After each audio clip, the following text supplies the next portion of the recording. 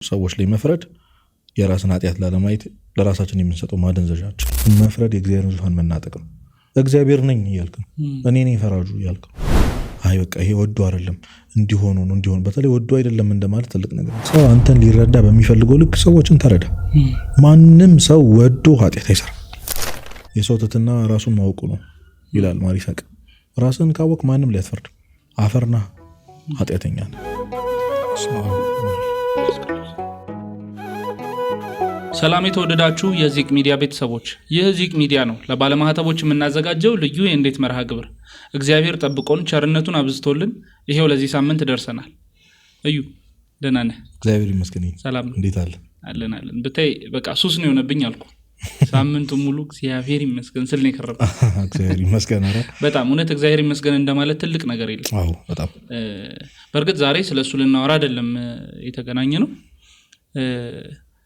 ብዙ ሰዎች ፍርድ ላይ በጣም ይቸኩላሉ። ፈራጆች ነን ሁላችንም እና እንዴት ነው ፈራጅ? ማን ነው ፈራጅ? ፍርድ እንዴት ነው የሚታየው በቤተክርስቲያን? ማንንስ እኛ ለመፍረድ? አጠቃላይ እስቲ ስለ ፍርድ እናወራ። አለመፍረድ በጣም ትልቁ የክርስትና ማዕዘን፣ የክርስቲያን ሕይወት ማዕዘን ነው። እንደውም አንድ አባት ሌላው ሰው ላይ መፍረድ ማለት የራስን ኃጢአት ላለማየት የሚሰጥ ለራስ የምትሰጠው ማደንዘዣ መድኃኒት ነው። የራስን ኃጢአት ላለማየት ማለት ነው። እና ራስህን ትተህ ሰዎችን ማየት ስትጀምር ነው መፍረድ የምትጀምረው። እና በትክክል ሰዎች የሚፈረድባቸው ሰዎች ሆነው አይደለም። አሁን አንተ አንድ ሰው በጣም ተጎድቶ የሆነ በሽታ ይዞት ሲጮህ ለምን ትጮሃለህ አትሉም። ስላመመው ነው እየጮህ ያለው። ኃጢአትም የሚደረጉ ስህተቶችም ሆነ የነፍስ በሽታ ናቸው፣ ጩኸቶች ናቸው። ገብቶሃል? ሰው ሲጮህበት ነው ወደ ተግባራዊ የሚታይ ኃጢአት እየሰራ የሚመጣው ነፍሱ ስትታመም። እነሱ ላይ መፍረድ ማለት እኔ ኃጢአት አልሰራም እንደማለት ነው። በእግዚአብሔር ቦታ ላይ ራስን መተካት ማለት ነው። እና ፍርድ የሚታየው በትክክል ሰው ያላወቅ ነው ሌላው እንትናችን ሌላው ባህሪያችን ወይም ደግሞ የምንፈርድበት ምክንያታችን የራሳችን ኃጢአት ላለማየት ነው። እና ፍርድ ቅድም እንዳልኩ ሰዎች ላይ መፍረድ የራስን ኃጢአት ላለማየት ለራሳችን የምንሰጠው ማደንዘዣችን ነው። ማደንዘዣ ደንዝዝታል። አይነ ሰዎችን ከማየት ውጭ ሌላ ምንም የሚያየው ነገር አይኖርም። እና ከሰብአዊነት ያወጣል። ሰው መሆን እንዳታስብ ያደርጋል። እንዳይፈረድባችሁ አትፍረዱ ተብሏል። ፈረድክ ማለት ዳይሬክትሊ ይፈረድብሃል ማለት ነው። በሰፈርክ ቁና ልክ ነው የሚሰፈርብህ። ትልቅ የክርስትና ማዕዘን የሆነ ትምህርት ነው መፍረድ ማለት። መልካም። ስለዛች ዘማዊት ሴት ያስታውሰኛል ከመፍረድ ጋር ስናወራ ማለት ነው። ክርስቶስ በምን አይነት መንገድ እንደመለሰላቸው የእውነትም በጣም የሚያስደስት አይነት መልስ ነው ለፈራጆች ማለት ነው። ለእኛ ኃጢአት የሌለበት ቢኖር ይችን ሴት ድንጋይ አንስቶ ይውገራታል። እና ሁሉም ኃጢአቱ በግንባሩ ላይ ስለተጻፈበት ማለት እግዚአብሔር የማያውቀው ኃጢአት ስለሌለ ሁሉም ዞር እያሉ ሸሹ። እና እሱ ታሪክ ትዝ ይለኛል። አዎ ትልቁ እንግዲህ ማንሳት የምንችለው ታሪክ እሱ ነው።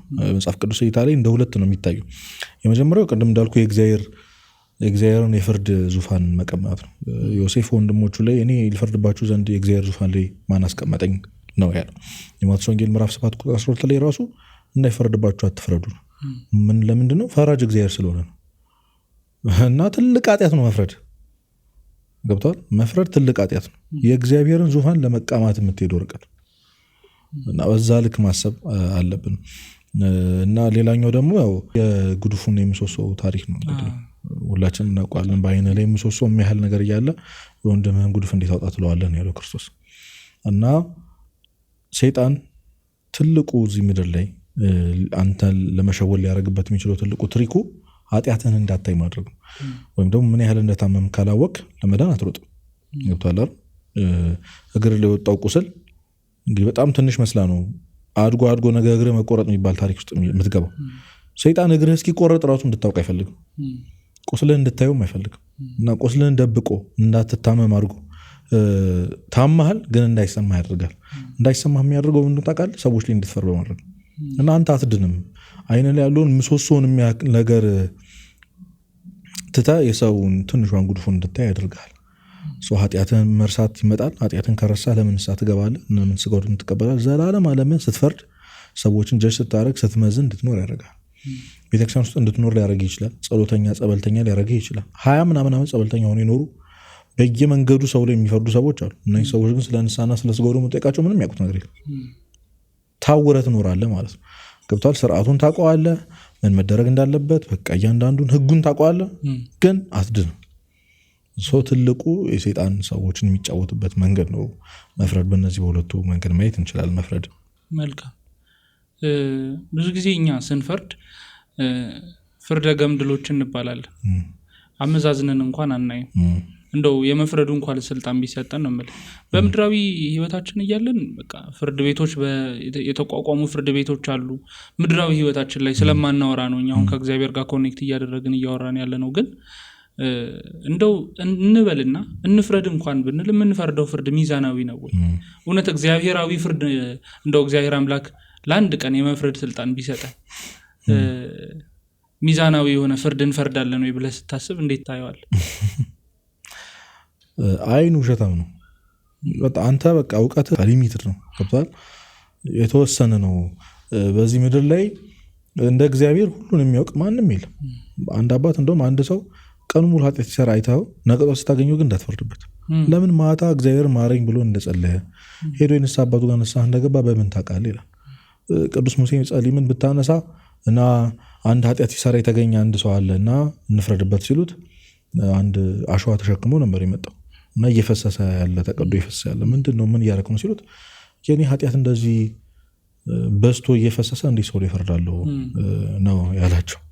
እና በማንም ላይ ምንም ብለህ መፍረድ አትችልም። በጣም ብዙ ታሪኮችን ዜናውን ብታነጻ በጣም ብዙ የመነኮሳት ታሪኮች የሚያያዙት ካለመፍረድ ጋር ምክንያቱም ቅድም እንዳልኩ መፍረድ የእግዚአብሔርን ዙፋን መናጠቅ ነው። እግዚአብሔር ነኝ እያልክ ነው፣ እኔ ነኝ ፈራጁ እያልክ ነው። በቀል ለመመለስ ቂም ለመወጣት የምትሄድበት መንገድ እኔ ነኝ የዚህ ነገር ፈራጁ ዳኛው ይሄ ሰው ስህተት ነው አይደለም የሚለውን እኔ ነኝ። እና አይን ውሸታም ነው። የምታየው ነገር ሁሉ ማመን የለብህ። በጣም ብዙ ታሪኮችን ማንሳት እንችላለን። የምታየው ነገር ሁሉ ማመን የለብህ። እና እኔ እንኳን ሚዛናዊ ፍርድ ልንፈርዳለን እውነተኛው ፍርድ ማፈርድ ያየነው ሁሉ ልክ አይደለም። ብዙዎቻችን እኮ እንግዲህ ሳምራዊቷ ሴት ክርስቶስ መጥቶ ውሃ ጠጭኝ ሲላት አስቀድማ አንተ አይሁዳዊ ስትሆን አለችው። አይሁዳዊ እንደሆነ ያወቀችው ቀድሞ ግሪት ሲያረጋት ሰላም ሲላት እኮ አይሁዳዊ ነኝ አላላትም። ባለዋወሱና በአክሰንቱ በምናገርበት አክሰንት ጀጅ አድርጋ ነው። ብዙዎቻችን ሰዎችን ባለዋወሳቸውን ጀጅ የምናደርገው አይ አንተ ሰውን አለባበሱን አይተህ ቦርሳህን ጠበቅ አድርገህ አታውቅም፣ ኪስህን ጠበቅ አድርገህ አታውቅም። ለምን እንወሻሻለን? በቃ አይተሽው ጸጉሩን ምኑን አይተኸው በቃ ቦርሳሽን ያዝ አድርገሽ ታውቂያለሽ። ገና ከሩቅ ስናያቸው ዝርዝር ምንፈልግ ሰዎች የለም ወይ ደግሞ እግዚአብሔር ይስጥልኝ ለማለት ምንቸኩል በጣም ተሸማቀንም አፍረንም እናውቃለን።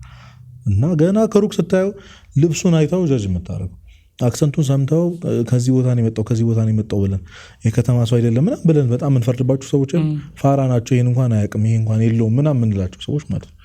እና አይንህ ነው ያንን እያደረገ ያለው። ምንም የምታውቀው ነገር የለም። እውነት ምንም ሰውየው ምን አይነት ሰው ይሁን፣ ባክግራውንዱ ምን ይሁን፣ ስሙ ማን ይሁን፣ በምን ይታወቅ፣ ምን ይስራ፣ ምን ይብላ፣ ምን ይጠጣ፣ ከእግዚአብሔር ጋር በተለይ ደግሞ ከእግዚአብሔር ጋር ያለው ግንኙነት ምን ያህል ጠንካራ እንደሆነ አታውቅም። አንድ በጣም ትልቅ ቅዱስ አባት ሁል ጊዜ ከእግዚአብሔር ጋር ፌስ ቱ ፌስ ይነጋገራል። እና አንድ ጊዜ አባቴ ሆይ ግን እንደው ከኔ በላይ በጣም አለ አለው።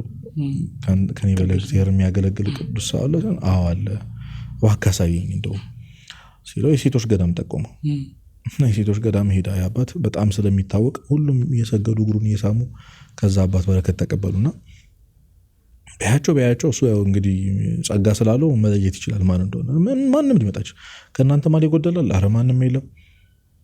እግዚአብሔር የሆነች ቅድስት እንዳለች ነግሮኝ ነው የመጣሁት እዚህ እና ማናት የጎደለ ሰው አለ እናንተ እንዳልሆነች እያዩ አስበው ትዝ አላቸው አንድ ሴት እንዳለች ሄዱ ይጠሯት ተባሉና ስትመጣ እብድ ናት። ቆሻሻ የምትለቅም የምታጸዳ ሽንት ቤቱን ምን ምትል እና ትራፊያቸውን የምትበላ ግን ምድጃስ በቃ ስርስር እያለች የምታጸዳ ልክ ሲያያት ተደፋ። እናቴ ሆይ ባርኪኛል። እሷ ከማንም በላይ ቅድስት ነበረች፣ ግን እንዳይታወቅባት ራሷን እብድና ቆሻሻ ጠራጊ አድርጋ በእነሱዎች ተቀላቅላ ምትኖር አስብ እንግዲህ። እና እነዚህ ሰዎች ግን መነኮሳይቱ እንኳን ከጊዜ እነሱ ሲተኙ ነበር እሷ ጸሎት ታደርግ ነበሩ። ሌሊቱ ሙሉ ጸሎት ታደርግ አድራ ተነስተን ትላለች። ትክክለኛ ምግብ አትበላም፣ ትሁት ናት። ዝቅ ብላ ራሷን እነሱን ስታገለግል ይኖረችው። ያ ቅዱስ አባት ግን ትልቅ በረከት ያለው ተአምራት ያደረገው አባት ግን ከእሱ ተሽላ እግዚአብሔር ፊት ቀርባ እሱ ግን ወድቆ ሰገደላት። ባርኪኝ አላት። አባቴ አንተን በረከት ልቀበል፣ አንቺን በረከት ልቀበል ነው የመጣው። እነሱም ተጸጽተው ይቅርታ መጠየቅ ጀመሩ። ሁሉም ተደፍተው ፈርደው ስለነበር ሁልጊዜም ትሸማቀቃለህ በነገራችን ላይ። ከዛ ይቅርታቸው ሲያስጨንቃት ከዛ በኋላ የመጣው ክብር ሲያስጨንቃት ደግሞ ጥላ ወደ ሌላ ገዳም ሄደች። ደግሞ ድጋሚ ሌላ ገዳም ውስጥ እብድ ሆና ትገለጥ ይሆናል። ብዙ እብድ ሆነው የሆነ ደብር ዘበኛ ሆነው አይደል የሆነ የኔ ቢጤ መስለው ምናምን የማያቸውን አባቶች ልትፈርድባቸው አችልም። እና እግዚአብሔር በማን በኩል እንደሚገለጥ በተለይ እነዛ ሰዎች ከእግዚአብሔር ጋር ያላቸው ግንኙነት ምን ያህል ጠንካራ እንደሆነ ሳታውቅ መፍረድ አያስፈልግም። ብታውቅ ልታውቅ አትችልም። ሰው እንግዲህ ልቡ የጨለማ ዋሻ ነው። እውነት የብዙ ሰው ጥርሱ እንጂ ልቡ አይገኝም። እና አታውቅም ምን እያሳለፈ እንደሆነ ለምን እንደዚህ አይነት ሰው እንደሆነ እንዲህ በግልጽ ይህን ኃጢአት ሲያደርግ ይህን ሱስ ሲጠቀም እያየሁት ልትለኝ ይችላል። ይሮ ነው በግልጽ እያየው ማትፈርድባቸው ብዙ ሰዎች አሉ። በዛ ልክ ነው ማየት ያለብን። መልካም እንግዲህ ስለ ፍርድ ነው እያወራን ያለ ነው። ይህንን ፍርድ እግዚአብሔር ብቻ እንደሚፈርድ በደንብ እንዲገባን ምናልባት የምትጠቅሳቸው ታሪኮች ካሉ በዛው ተነግረኛለህ። ከዛ ውጭ ግን ሰዎች እንዳይፈርዱ በቃ ፍጹም እንዳይፈርዱ እኛም እንዳንፈርድ ምንድነው ማድረግ ያለብን? እየፈረድንም ካለን ለመሰለህ ይሄንን ብለህ በእያንዳንዱ ሲቹዌሽን የምንፈርደውን ፍርድ እኛ ራሱን ሊገባን አይችልም። ገባ ይሄ ጥቁር ነው ምናምን ስትል እየፈረድክ በጥቁረቱ እየፈረድክ ይሄ እንደዚህ ነው እንትን አይችልም እንትን አይደለም። በቃ ገብቷል። ውስጡ ያለውን ፓሽን ቅድም እንደተነጋገርነው ነው። ውስጡ ያለውን ነገር ከጀርባ የተሸከመውን እግዚአብሔር ሂድን ፓርቱን አታውቀውም። ስለዚህ ጭራሽ ይህንን ያለ መፍረድ ልምምድ እንዴት ነው መለማመድ ያለብን?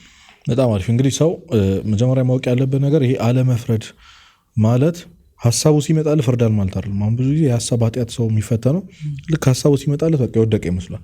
ሐሳቡን ተቀብለህ ውስጥ አስገብተህ ኢንጆይ እስካላረከው ድረስ ወይም ደግሞ ተቀብለህ እስካላብላላሁ ድረስ ኃጢአት አይሆንም። እና አለመፍረድ ሚንስ እንድትፈርድ የሚያደርግህ ፈተና አይምጣብህ ማለት አይደለም። ሁልጊዜ ሰው ስታይ ጻድቅ ምናምን ላደርስ ትችላለህ። መቼም በጣም የማይሆን ልብስ የለበሰ አይተህ ወይ የሆነ ሱስ ሲጠቀም አይተህ ወይ የሆነ ሲያደርግ አይተህ ጭንቅላት ላይ የፍርድ ሀሳብ ላይመጣ ይችላል። ከመጣ በኋላ የምታስተናገድበት መንገዱ የመጀመሪያው የተግባር ልምድ የጠበቃነት መንፈስ ነው። ለዛ ሰው ጠበቃ ቁም ከራስህ ጋር ማለት ምን ታውቃለህ በለው ራስህን ምን እያሳለፈ እንደሆነ ምን ታውቃለህ። ገብቷል። በቃ ጠበቃ ሆነለት ለዛ ሰው ምክንያት ፍጠርለት። ላይሆን እኮ ይችላል የምሩን እኮ ኃጢአት እየሰራ ይችላል። ግን አንተ ፍጠርለት ለራስህ አይ በቃ ይሄ ወዶ አይደለም እንዲሆኑ ነው እንዲሆኑ በተለይ ወዶ አይደለም እንደማለት ትልቅ ነገር የለም። በቃ ሰው አንተን ይሄን የሚያደርገው ነገር የሆነ ኃጢአት ተሰራ እኮ በቃ እግዚአብሔርም ቅዱሳኑም ሰዎችም ቢረዱ ደስ አይለ ወዶ አይደለም እንደዚህ የሚሆነው ወዶ አይደለም እየሆንኩ ያለው ግን ለማን ምክንያት ይሆናል? ወድጄ አይደለም ማለት ለማን ምክንያት ይሆናል? ይሄ ለማንም እኮ አይሆንም። ግን ያንን አቅም ስለሌለው ነው በቃ ሳይፈልግ ነው የሚያደርገው ብሎ የሚረዳ አምላክ አለ። ለበዛ ልክ ሰዎችን መረዳት ጥብቅና መቆም ጓደኛ ሲፈርድ አትተባበሩ። ምን ታውቃለህ በለው ምን ታውቃለህ ምን እንደተሸከመ ምን ታውቃለህ ማንን አጥቶ እንደዚህ አይነት ህይወት ውስጥ እንደገባ በምን ታውቃለህ በየቀኑ ለመውጣት እየጣረ ዛሬ ድንገት ወድቆ ቢሆን በምን ታውቃለህ? የሆነ ምክንያት መፍጠር ያስፈልጋል። በቃ በተግባር መለማመድ የምንችለው በዛ ነው። ሰዎችን ከልብ መረዳት። ሰው አንተን ሊረዳ በሚፈልገው ልክ ሰዎችን ተረዳ።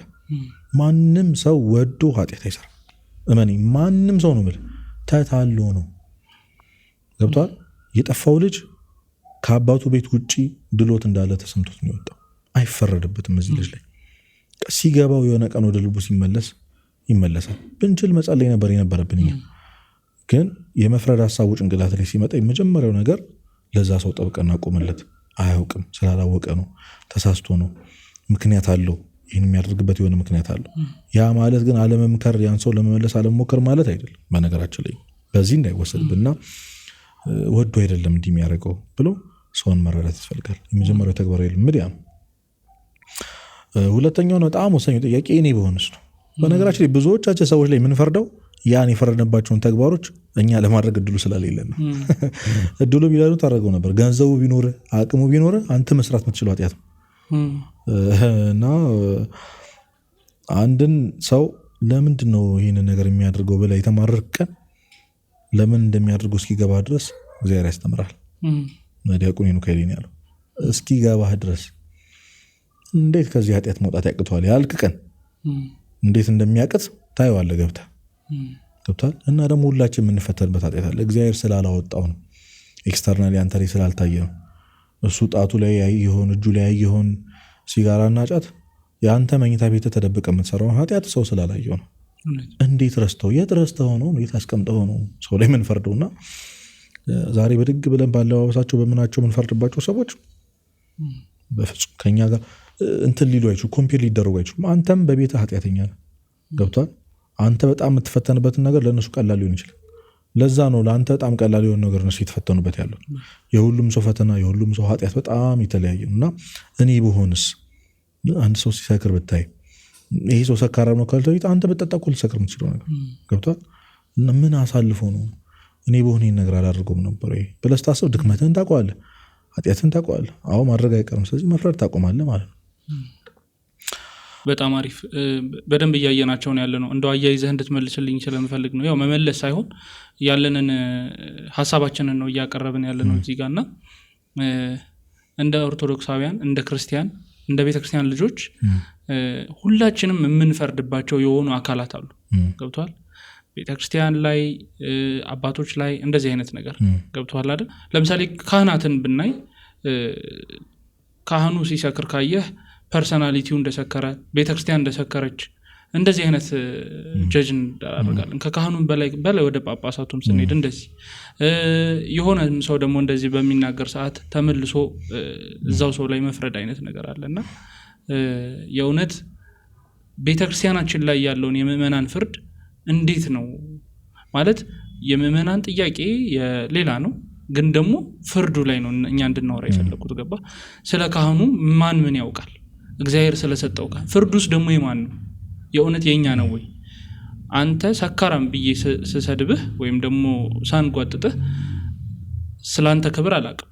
እኔ ባላቅ እንኳን እግዚአብሔር ስለሰጠህ ክብር አላቅም፣ ማንም ሰው አያውቅም። ስለዚህ እንደዚህ ከቤተክርስቲያን አካላት ጋር ምእመናንስ እንደ ጀማ የምንፈርድበት እንዲህ በህዝብ የምንፈርዳቸው ፍርዶች አሉና እዛ ላይ ምን አይነት አስተያየት አለ? መጀመሪያው ነገር ቤተክርስቲያንን የሚወክላት ጳጳስም ካህንም ማንም አይደለም፣ ራሱ ጌታችን መድኃኒታችን ኢየሱስ ክርስቶስ ነው። እሱ ላይ መፍረድ ትችላለህ ወይ? ስለ ቤተክርስቲያን ከማውራት በፊት ሙሽራዋ ስለሆነ ስለ ክርስቶስ ማውራት ትችላለህ ወይ ነው።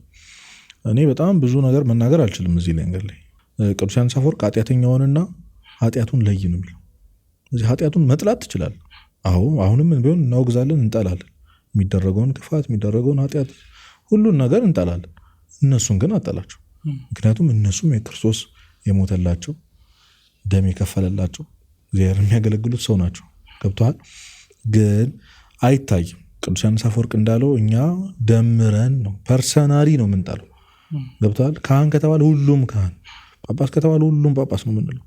እንኳን እሱ አይደለም ኃጢአቱን ያደረገው ሰው አካል ራሱ አይጠላም፣ ምግባሩ እንጂ ኃጢአቱ እንጂ። እና እግዚአብሔር አንተን ለይቶ የሚያይ አንተና ኃጢአትህን፣ እነሱን ራሱ የሚያያቸው በነገራችን ምግባራቸውና እነሱ እና በተለይ ቤተክርስቲያኑ ማለት አትችልም። በቃ የቤተክርስቲያን ሰዎች ማለት አይቻልም። ቤተክርስቲያን የምትለውን ቃል ራሱ ማውጣት አለብህ። ፐርሰናሊ እነሱን መናገር ልትችል ትችላል። ግን የቤተክርስቲያን ወካያም ተጠሪያም ራሱ ክርስቶስ ነው። መቼም እሱን አትፈርድም አይደል? እሱ ላይ ጸጽ ልታገኝ አትችልም። ሙሽራዋ እሱ ስለሆነ እሷ ደግሞ ንጹህ ናት፣ ኩልል ያለች ንጹህ ናት ቤተክርስቲያን። እና በእኛ በማይረቡ እንደኔ ባለው ኃጢአተኛ ተነስታ አንድ ቀን እንደው ኩልትፍ ብዬ በተሳሳትኩት በእኔ ብድግ ብለህ ቤተክርስቲያን ልትወቅሳት አትችልም። ገብተህ ብታያት የሚወቀስ አይደለም፣ ምንም የሚባል ነገር የሌላት የጠራች ቤተክርስቲያን ናት። እና አለመፍረድ እኮ በመንግስተ ሰማያት የሚያሰጠው ነገር ነው። አንድ አባት እንዲሁ በስንፍና የኖረ መነኩሴ ነው። በስንፍና ስለ ሳይጸልይ ምን ሳይል ምናምን የኖረ ነው። እና ሊሞት ሲል ግን በጣም ፈገግ ብሏል። ሊሞት እኮ ነው አባትና ከብ ሰርቶት በጣም ተገርመው እያዩት እንዴት እንዲፈገግ ልትል ትችላለህ? አንተ እኮ ህይወትን በስንፍና ይኖርክ ሰው ነህ ሲሉት በስንፍና በጣም ኖሬያለሁ፣ ብዙ ኃጢአቶች አድርጌያለሁ፣ ግን አንድ ያልሰራሁት ኃጢአት አለ። ምንድነው ሲሉት እሱም አለመፍረድ ነው። ምክንያቱም ክርስቶስ ራሱ ቃል ገብቶልኛል አይደል? እንዳትፈርዱ ብሏል። እንዳይፈረድባችሁ አትፍረዱ ብሏል። እሱ እንዳይፈርድብኝ አልፈረድኩም፣ ከምንም በላይ ትልቁን የጽድቅ ስራ ሰርቻለሁ አለ። ገብቷል? ትልቁ በነገራችን ላይ መፍረድ ካቆምክ ኃጢአት ታቆማለህ። በጣም ብዙ ነገር ከስሩ የሚከታተሉ ብዙ ነገሮች አሉት። ክርስትና ነው ብያለሁ። ሰውን በንጹህ አይን ማየት ከቻልክ በጣም ብዙ ነገር ውስጥ ትገባለህ። እና አንድ የመጨረሻ መጠቅለያ ታሪክ ላንሳ። አንድ አባት እንግዲህ ስራ ይሰራል፣ ምን ይላል፣ ቤተክርስቲያኑን ያገለግላል። ግን ደሞዙን እያዘ ሴተኛ አዳሪዎች ጋር ሄድና አድሮ ይወጣል። በጧት ሁሌ ይወጣል እና እንዲህ እያደረገ ነው የሚኖረው እና በጣም ህዝቡ ይሰድበዋል። አንተን ብሎ መነኩሴ አሰዳቢ፣ ብርህን ለሴተኛ አዳሪ እየጨረስክ ምን እያልክ የምትኖር ሰው እያሉት ቤተክርስቲያን አወገዙት። አባቶች ከቅዳሴ ከምንም ከለከሉ እና ማንም ቼክ ያደረገውም የሆነ ጊዜ ቤት ውስጥ ሞቶ ተገኘ ይሄ ሰው፣ ይህ አባት ማለት ነው።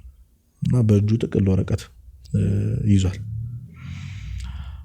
እና የቀብሩ ሰዓት ሊቀብሩት እንኳን ሞተልን እያለ ህዝቡ እንኳን ተገላገል ነው እያለ ሊቀብሩት መንገድ ሲጀምሩ ብዙ ሴተኛ አዳሪ የነበሩ ሴቶች እና ሴተኛ አዳሪዎች መከተል ጀመሩ። እያለቀሱ አባታችን እያሉ መምጣት ጀመሩ እና ምንድን ነው ብለው ሲጠይቋቸው እኛ አባት ሁል ጊዜ ይመጡና ገንዘቡን የዕለት ደሞዝሽ ስንት ነው ብለው ይጠይቋታል። ለዛ ሴት እንዲህ ነው ስላሽ ሰጥተው ዛሬ ጸሎት አድርገሽ ተኚ፣ ዛሬ በዝሙት አትደሪ፣ ለዛሬ እንኳን ረፊ ብለው ያሳድሯቸው። እሳቸው ግን የሆነ ጥግ ላይ እየጸለዩ እቺን ሴት ከዚህ ህይወት አውጣት፣ ከዚህ ከታሰረችበት የኃጢአት ሰንሰለት ፍታት እያሉ ማታውን ሙሉ አድረው ጸልየው ጠዋት ግን ይወጡ ነበር እና ሁል ጊዜ ሲሰደቡ ዝም ነበር የሚሉት ፍርዱን ለእግዚአብሔር ትተው እና በእነሱ የተነሳ ልጅ ወልደው ብዙዎቹ ልጅ ወልደው ትዳር መሰረተው እየኖሩ ነው። መንኩስናም ተቀብለው እየኖሩ ነው። እውነተኛ ታሪክ ነው የምነግር። ይሄ ህዝብ ምን ያህል ሊሸማቀቅ እንደሚችል አስቡ። ገብቷል? እና ከዚህ ታሪክ እንደማረው አይንህ ውሸታም ናት። አይተዋል። ምን ልበል ታዲያ? አንድ ካህን የሆነ የሴተኛ አዳሪ ቤት ተከትሎ ሲገባ አይቻለሁ በይኔ፣ መፍረድ አትችልም። በዚህ ልክ አይንህ ውሸታም ናት፣ ጆሮ ውሸታም ነው፣ የሰማውን ሁሉ ያየውን ሁሉ አትመን። በቃ መፍረድ የማይቻልና የማይቻል ፍጹም የተከለከለ ነገር ነው። ራስህን ራሱ ተቆጠው። በአይኔ አይቼው ሲል እንዳላይ። በነገራችን ላይ ስለ ሰው ክፋት ከምታስብ ይልቅ ክፉ ሆኖ ራሱ ማለት ነው ጅል ሆነ ፖዚቲቭ ነገር ብታስብ ይሻላል። ሞኝነት ይሻላል። ስለ ክርስቶስ ብለህ ሞኝ ብትሆን ይሻላል። እና ሁሉ መጸለይ በጣም ትልቅ ነገር ነው። በጸሎት ያስተካክሏል እግዚአብሔር። አይኔን ከሰዎች አንስተ ወደ ራሴ አዙረው። ማር ይስሐቅ ራስን ሬሳ እንኳን አንተ ራስን ሳታይ እንዴት ሰውን ታያለህ ይላል። እና በጣም የትዕቢት መንገድ ላይ ትዕቢተኛ ነው የሚያደርግ። በእውነት ቅድም እንዳልኩ የሰይጣን መጫወቻ ትሆናለህ። የራስን ኃጢአት ራስን መመለከት ካቆምክ ለምን ንስሐ ትገባለህ? ለምን ትቆርባለህ? ቅድም እንዳልኩ ብዙ የጸበል ቦታው ላይ ብዙ 20 ምናምን ዓመት የቆዩ የሚያስተባብሩ በዚህ ውጡ፣ እንዲህ አታርጉ፣ ይህንን አድርጊ አታርጊ፣ ቤተ መቅደስ እንዲሆነሽ አትግቢ ግቢ ምናምን የሚል በጣም ብዙ ሰው ታገኛል። እነዛን ሰዎች ንስሐ ብትላቸው ምንድን ነው የሚሉ? ቅዳሴ አያውቁም። ገብቷል? በጣም ብዙ ሰው እና ሰይጣን እንድትጸልይ ሊፈቅድልህ ይችላል። ጸበል በጣም ተመላላሽ እንድትሆን ሊያደርግህ ይችላል። ጎበዝ ገዳማት ምናምን ምዞር ሰው ሊያደርግህ ይችላል። እንደዛ በማድረግ ውስጥ ፈራጅ ትሆናለህ። አንተ መቼም አትቀየርም እያልክ ትገባለህ። ገብቷል? ድንጋይ ላይ ቁጭ ያሉትን ወጣቶች አንተ ጠዋት ቤተክርስቲያን ስትሄድ ትገናኛለህ። ነጠላህን ለብሰህ መቼ ነው ግን ሰው የምትሆኑት ማለት ትጀምራለህ። ስለ መፍረድ ሲነሳ ሁላችንም የምናውቀው የፈሪሳዊና የቀራጩን ታሪክ ነው። ጻድቅ ሆኖ የተመለሰው ቀራጩና ቀራጩ እንደዚህ ኃጢአተኛ ስላላረከኝ አመሰግናለሁ ብለናል ብዙዎቻችን። ጌታዊ ከዚህ ጠብቀኝ። አቤት አቤት ሰው ያለበት ክፋት ይመስለናል፣ ግን አይደለም። ብንችል ማዘን ነበር የነበረብን። እኛም እኮ ቅዱሳን ሳይሆን እኮ የሚታዘንልን ኃጢአተኞች ነን እኮ።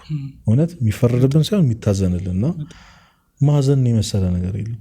እነዚህ ሰዎች ነፍሳቸው የበራቸው እውነት እግዚአብሔር ቢያቀርባቸው የአንዳንድ ሰው ውሎና አመሻሽ የሚል ዲያቆን ሚካኤል ይጽፋልና አንድ ሰው ያለ ወትሮ ቤተክርስቲያን ይሄዳል። ከስንት አንድ ሚስቱ ጨቅጭቀው ይሄዳል እና ሲሄድ ስልኩን ሳይለንት አድርል ነበር የሚያደረገው እና በመሀል አስተማሪው እያስተማረ ስልኩ ድንገት ይጠራል እና ዘፈን ነበር የጠራው። ጮኸ። በጣም ሰዎች ገላመጡት ምናምን። ሚስቱም ተቆጣችሁ፣ ብዙ ነገር አሉት። በቃ ተደናግጦ ወጣ። በጣም ተሸማቀቀ። ማታ የዛ ቀን መቃን እንዴቱን ለማብረድ ብሎ መጠጥ ቤት ሄደ። ቀነዛ እየተበሳጨ ደግሞ ብርጭቆ ተሰበረበት እና ሰዎች ሁሉ በቃ አስተናጋጁ ምናምን መጡ እና ሊመቱኝ ነው ብሎ ሽምቅቅ ሲል አይዞ ተጎዳ ምናምን አሉት። ተጠረገረ ጦስን ይዘው ሂድ ምናምን አሉት። ያ ሰውዬ ከዛ ቤት ወጥቶ አያውቅም። ገብቷል? እና ማንን በመፍረዳችንና የእግዚአብሔር ተቆርቋሪ እኔ በጣም በቃ ማንም የእግዚአብሔር ጠበቃ ሊሆን አይችልም። በነገራችን የእግዚአብሔር ጠበቃ ልትሆን አትችልም። አንተ የቤተክርስቲያን ጠበቃ ልትሆን አትችልም። የመብቷ ተከራካሪ አይደለም። መጀመሪያ ራስህን ከኃጢአት ጠብቅለት። እውነት እኔ አሁን በየኮሜንት ውስጥ ማርያም አማላጅ ናት ምናምን እንደዛ ስላልክ እመቤቴ የምትወድህ እንዳይመስል እውነት ምልጃዋን ስለመሰከርክ በሄድክበት ሁሉ ስለተከራከርክላት አይደለም። አንተ እኮ በኃጢአት የምትወደውን ልጇን እያስቀየምከው እኮ በየትኛው መንገድ ነው ከእሷ ጋር የምትገናኘው? እውነት እኔ በጣም ይገርምኛል። በየኮሜንቱ የተሳሉን ስለትም ነው የሚመስለኝ። ምን መስሎ ነው እንደዛ ስላልክ ፕሮፋይል ፒክቸር ስላረካት አይደለም። ብትጠይቃት ትነግርህ ነበረ። አንተ ኃጢአት ስትሰራ እኮ ክርስቶስን ድጋሚ እየሰቀልከው እኮ ገብቶሃል አይደል? የሾህ አክሊሉ ላይ አንድ ሾክ እየጨመርክ ነው። ድጋሚ እያሳመምከው ነው ልጇን ማለት ነው። ልጇን ገብቶሃል? እና ዛሬ እዛ ጋር ሄደ ስለመሰከርክላት ጥብቅና ስለቆምክላት ምትደስ አንተ ራስህን አድንላት። ቤተክርስቲያን ጥብቅና ከመቆም በፊት ወጥተህ ቤተክርስቲያን እውነተኛ ናት ከማለት በፊት የእሷ እውነተኛው ትልቁ ዓላማዋ አንተን በክርስቶስ ቀኝ ማሰለፍ ነው አይደል? ተሰለፍላት። መጀመሪያ በየቀኑ የምትፈትተውን ስጋና ደም ተቀበል። ሂድና መጀመሪያ ንስሐ ግባ፣ አድን ራስህን። ሌላውን ተው። ገብቷል? ራሷን መከላከል ያቃታት ቤተክርስቲያን የለችም። እኔ እንትን በክሬ በሃይማኖቴ ቀልድ አላቅም። በህይወትህ እየቀለድክ ስለምን ሃይማኖትን ተወር? እንኳን አንተ እኮ ቅዱሳን በነበሩበት በነዛ እነ ቅዱስ ዮሐንስ አፈወርቅ በነበሩበት በ300ኛው ምናምን ክፍለ ዘመን እንኳን ቤተክርስቲያን ከመቃጠል እኮ አልተረፈችም። አንተ አይደለም የምታድናት፣ ቅዱሳን በነበሩበት በዛ ጊዜ እንኳን እና የዚህችን ቤተክርስቲያን ፈተና የሚያቆመው ራሱ ክርስቶስ ብቻ ሲመጣ አንተ አይደለም። አንተ ኑርላት መጀመሪያ። እስኪ የተረፈ የሚመለሰውን ስጋና ደም ሄደህ ተቀበል። በየቀኑ የምትሰብከውን ስብከት መች ሰምታት ነው? በር ላይ አይደል እንዴት ሳልመን የምንመለሰው? የሆነ ጊዜ ኪዳነ ምሕረት ወይ ገብርኤል ወይ ምናምን አይደል እንዴ ጧፍ አብርተህ የምትመለሰው? በቃ ደስ ሲል የሆነ ጊዜ ታቦት ክብ ሰርተህ እንዴ የምትዘምረው? ንስሐና ስጋው ደም መች ትዝ ይለናል። ከዛ ለሃይማኖቴ ሟች ነኝ፣ ለራስህ ሙት፣ ለኃጢአት ሙት መጀመሪያ። እና ጥብቅና የምትቆምለት እግዚአብሔር የለም፣ የምትከራከርለት እግዚአብሔር የለም። ለራሱ የማይቆም እግዚአብሔር የለም። ሲጀምር ማንም ጥብቅና ቆሙለት አያውቅም። ማንም ራስህን አይደል ሲሰቅሉት እንኳን እርሱ ብቻ ነው። አንተ የምታተርፋት ቤተክርስቲያን ከመሰደብ የምታተርፈው እግዚአብሔር የለም። በአንተ ምክንያት በአጋንንት ፊት የሚሰደበው እግዚአብሔር ገብቷል። አንተን የመስቀሉን ዋጋና ውለታ ረስተህ እያሰደብክ ያለው አንተ ነው። ቤተክርስቲያንን ባዶ ያስቀራሃት እንዴት ተዘይደም እንዴ አንዴ ጥቁር ልበሱ ምናምን የተባለ ቀን ቤተክርስቲያን እንዴት እንደሞላች ይህ ሁሉ ህዝብ አለው። ለመሞት ምናምን ስንዘጋጅ የነበሩን ሰዎች ለኃጢአት መሞት እኮ አቅቶናል። እና በየበዓሉ መጠጣችን እየጠጣን የምንሰክር በዘፈን የክርስቶስን አበይት በዓላት በዘፈን የምናከብር ሰዎች ሃይማኖት ቤተክርስቲያን ተነካች ሲባል ግር ብሎ ሜዳ አይደለም በነገራችን። እና በአሁን ያለው ትልቁ ሰማዕትነት የስጋ ፈቃድን መሰዋት ነው፣ ራስን መካድ ነውና እንኳን ቤተክርስቲያን ተቃወም ምናምን ልትልና ልትፈርድ አይደለም። መጀመሪያ በራስ ላይ ፍረድ። ትልቁ መፍትሄ ሰው ቀድሞ ራሱ ላይ ከፈረደ ሰው ላይ አይፈርድም። በጣም የሚገርም ነገር ነው እያወራን ያለ ነው። እንደው በነገር መሀል እየታወሰኝ ያለው ነገር ምንድን ነው፣ የሆነ ኤፒሶዳችን ላይ አንተ ምን አለብህ አንቺ ምን አለብሽ እንባባላለን። እያሽሞነሞነን እየፈረድን እኮ ነው ማለት። እንዴት መሰለህ ያፈራረድ አይነቱ ብዙ ጊዜ ሰው ፍርድ ሲመስለው ይሄ እንደ ፍርድ ቤት መዶሻ አርጎ ምናምን የሚፈርድ አይነት ነገር ነበር የሚመስለና አይደለም። እንደዛ አይደለም። በቃላት የምንፈርዳቸው ብዙ ፍርዶች አሉ። እያሽሞነሞነን ትሁት እየመሰልን እውነት በቃ በጣም አስቀዳሾች ሆነን በቃ ስለ ስርዓት ተሟጋች መስለን የምንፈርዳቸው ፍርዶች አሉ። በእውነት አሁን ብዙዎቹ እህቶቻችን እኮ ቤተክርስቲያን መሄድና መቀላቀል የማይፈልጉበት የማይችሉበት ምክንያት ምንድን ነው ካልን ሱሪ ለባሾች ስለሆኑ። ሱሪ ለብሳ ቤተክርስቲያን ስትመጣ ቤተክርስቲያን መምጣቷን ሳይሆን የምናየው ሱሪ ለብሳ እንዴት ቅጥር ውስጥ ገባች የሚለውን ነገር ግን ከሱ ጀርባ አለ የሆነ እውነት። ገብቶሃል አይደል? በጣም ድሬድ የሆነ ሰው እኔ አንድ ጓደኛ ነበረኝ። የእውነተኛ ታሪክ ነው የምነግርህ። ቤተክርስቲያን በምናገለግል ሰዓት ይመጣል፣ እኔ ሊያገኘኝ ነው የሚመጣው። ከዛ በኋላ በር ላይ ቆሟል። ግባ እንጂ ምናምን ስለው አረ ጸጉሬ ምናምን ይላል።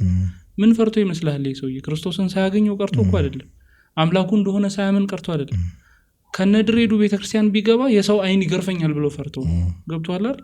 አንዳንዴ በጅምላ ፈርደን የምናስወጣቸው ምዕመናን ይበዛሉ ለስጋው ደግሞ ከምናቀርባቸው ምዕመናን ይልቅ። ዛሬ ትላንትና ኃጢአት ሲሰራ ሲዘሙት የነበረውን ሰው ዛሬ ነጩን ለብሶ ስጋው ደሙን ተቀብሎ ሲያየው ይሄ ትላንትና እንዲህ ነበር አይደል እንዲህ እየተባለ መቀበሉን አያይለትም። ገብቷል? መጥፎ ነገሩን ነው የሚያይለትና ብዙ ጊዜ ፈራጆች ስንሆን ይሄ ኃይለ ቃል እየተጠቀምን ብቻ የምንፈርደው አይነት ፍርድ አይደለም የምትለዋን ሐሳብ ለማከል ፈልጌ። በዚሁ ግን ስለመፍረድ ስናወራ ሰው መረዳት ያለበት ነገር አሁን እንዲህ ስለሚያደርጉ ሰዎች ምናምን ስንል ደግሞ እግዚአብሔር ልብን ያውቃል እያሉ የፈለጉትን የሚያደርጉ ሰዎች አሉ። እሱ ራሱ ፍርድ ነው እኮ። ይሄ ይፈርዳሉ የቤተክርስቲያን በቃ ሁለታችንም ልክ አይደለም። ሱሪ የምታደርጊውም ልክ አይደለሽም። ሱሪ ያርጋለች ብለህ የምትፈርደውም ልክ አይደለም። በቃ አይደለንም ማወቅ ያለብን ሰዎችን ማየት ማቆም ነው ያለብን በነገራችን ላይ እንጂ ይሄ ልክ ነው ማለት ራሱ ልክነት የሚመዘነው በክርስቶስ ነው። ልክነት የሚመዘነው በእግዚአብሔር ቃል ነው። እኔ በሱ አይደለም እንጂ እግዚአብሔር ልቤን ያውቃል የሚሉ ሰዎች አሉ። እንደፈለገ እየለበሰች እንደፈለገ እየሆነ እግዚአብሔር ልቤን ያውቃል። አዎ ያውቃል የልብህን እያየን አይደል? ገብቷል? ስለዚህ ጉዳዩ የመፍረድ ያለ መፍረድ አይደለም። ሁሉም ሰው የራሱን ተጠያቂነት ነው የሚወስደው። እኛ መፍረድ የለብንም ነው እንጂ እናንተ ልክ ናችሁ እያልን አይደለም። በዚህ አጋጣሚ በነገራችን እግዚአብሔር ቤት የሚፈነጭበት ቤት ነው ማለት አይደለም። መተው ያለብን በጣም ብዙ ነገር አለ። ሶስተኛ የሆነ ሰዎች ግን አያገባንም። ሰዎች በእግዚአብሔር ያለን ሪሌሽን አያገባንም። እግዚአብሔር ነው እነሱ ይፈታል እና ጸጉሩን ነገ ክርስትና ሲገባ አንገቱን ይሰጣል። እንኳን ጸጉሩን አይደለም ነገ ክርስትና ሲገባት እንኳን ሱሪ ምናምን አለባበስ ነገር አይደለም ምንም ነገር ይተዋል። ሱስም የተኖረበት በጣም ብዙ ነገር ይተዋል። እምነት ይተዋል። ሰው ቤተሰቡን ሁሉ ነገር ትቶ እግዚአብሔርን ይከተላል ሲገባው። ግን በዛ መሀል ይህንን ነገር አትፍረዱ የሚለውን አስታኮ እግዚአብሔር ልቤን ያውቃል እሱ የሚረዳ አምላክ ነው ብለን ግን በኃጢአት እንድንቀጥል አይደለም። ሃይማኖት ራሱ አንድ መፍረድ ነው። የልብ ስለማወቅ እኮ እግዚአብሔር ራሱ ከተናገረ ይበቃል። አንተ አይደለም የእግዚአብሔርን ሐሳብ የምትወሰንለት። በዛ ልክ ማሰብ ያስፈልጋል። እግዚአብሔር የሚረዳ አምላክ አይደለም። የሚረዳ አምላክ ነው እንደናንተ ጨካኝ አይደለም ምናምን ብለን ለኃጢአታችን ሰበብ የምንሰጥ ሰዎች አይደለም አለን።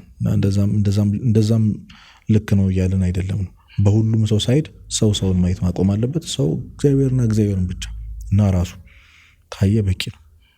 ባናይ ጥሩ ነው። ሰው ምን ታደርጋለህ? ቤተክርስቲያን ሄደህ እግዚአብሔርን አገኘው።